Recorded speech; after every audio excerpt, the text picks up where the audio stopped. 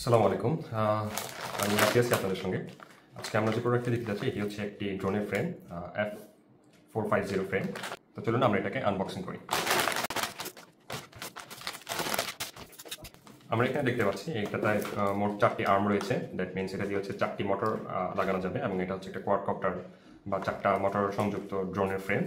তো এখানে আমরা দুটো বোর্ড দেখতে পাচ্ছি। এগুলো হচ্ছে একটা হচ্ছে আপার বোর্ড এবং আরেকটা হচ্ছে ডাউন বোর্ড। তো এটাতে ডিরেক্ট পিডিবি বোর্ড সংযুক্ত আছে। দ্যাট মিনস এটাতে ডিরেক্ট হচ্ছে আমরা মোটর এবং ইএসসি হচ্ছে কানেক্ট দিতে পারবো।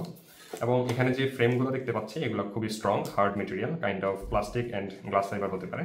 এবং এগুলোকে কানেক্ট দেওয়ার জন্য ছোটো ছোটো কিছু স্ক্রু এখানে দেওয়া আছে। তো চলুন আমরা এই ড্রোনের ফ্রেমটিকে অ্যাসেম্বলি করে ফেলি।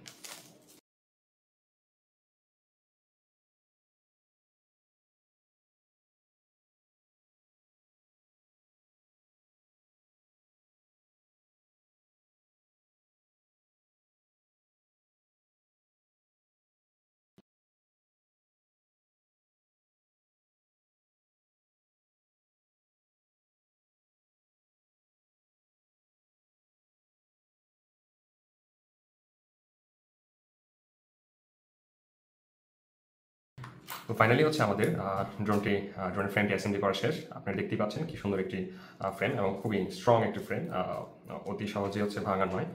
তো এই ফ্রেমটি হচ্ছে অ্যারাউন্ড আমাদের কাছে পেয়ে যাবেন 1000 টাকায়।